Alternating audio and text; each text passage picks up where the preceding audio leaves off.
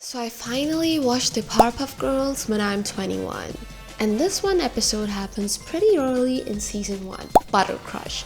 Buttercup, a 5-year-old, gets a massive crush on this unhygienic, nauseating teenager who's anywhere between 14 and 18, who entertains her crush, and I know it's a kid's show, but who kinda, sorta tries to, seduce her.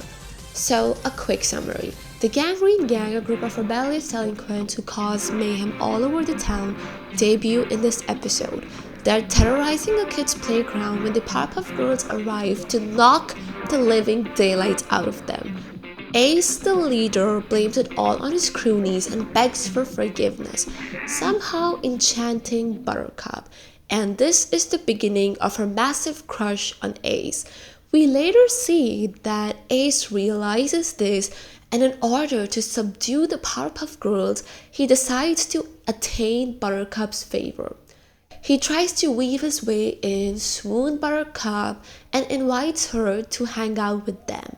We then see Buttercup, who, like a Juliet who knows her love for Romeo is forbidden and would be chastised if found out, sneaks out at night to meet up with them in their lair. Now, when I watched this episode for the first time, it gave me a lot of heebie-jeebies. Like, there's so much wrong with the idea of a teenager even thinking to be together with a 5-year-old. And I know that Ace never liked her, he was just using her to get rid of the girls. But the idea, like a man who's a decade older than you, using such devious methods to manipulate you, it feels predatory. And I was like, why would they even make an episode like this? Like, it's insane. But that's when I remember it's the Powerpuff Girls that we are talking about. Look, the Powerpuff Girls is a very satirical show and a very witty written show. It takes jibes at a lot of things in a very cunning way, and that is what makes it so fun to watch. For example, the incompetent baby mayor, a parallel to real-life corrupted politicians who don't know a thing about politics but they're holding offices. Then Miss Bellum, whose face is never shown, the trope of the sexy secretary who's only valued for her body even though it is her brains that are running the town. And then the girls themselves.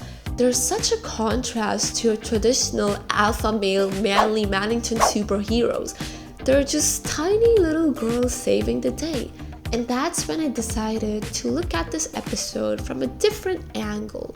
Maybe the Powerpuff Girls here was trying to show us the possible signs of grooming and manipulation and making us wary about such stuff. First of all, Buttercup, she only talks once in this episode, and that is at the very end. Before that, it's like a spell has been casted on her and she's all shy and sweet.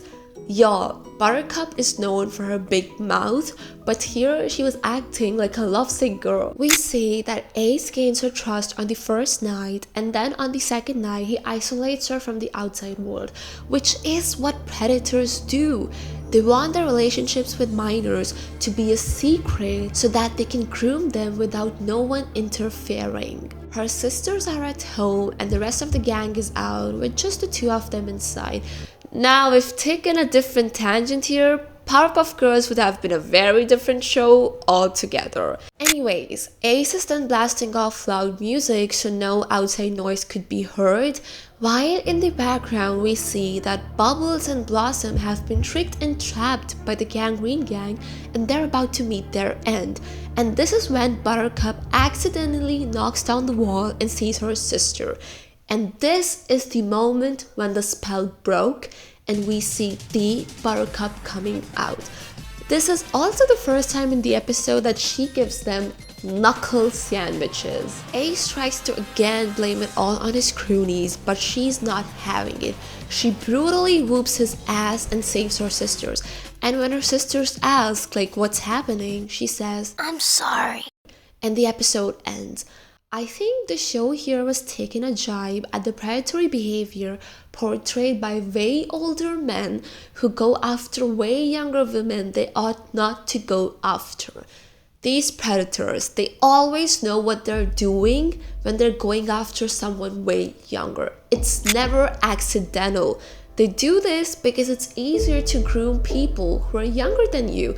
Things like, I'm older so I know better, I've seen more of the world so I know what's better, and I'm only looking out for you. Since both these parties are at different stages of their lives, the one who's younger is easy to be groomed, and they cannot groom the people who are their own age. And the intentions may not always be sexual. For example, here Ace did not like Buttercup at all. He was just using her to get rid of the Powerpuff Girls, so he played on her feelings, and later he and the gang, they got played by Sedusa in the later season. But Mommy loves us. She loves us.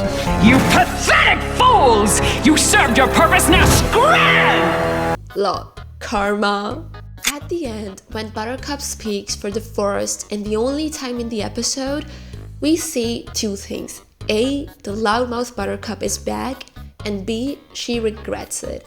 Heck, somewhere in the later seasons, the show itself references to this when Bubbles points at the Gangrene Gang and says, The Gangrene Gang?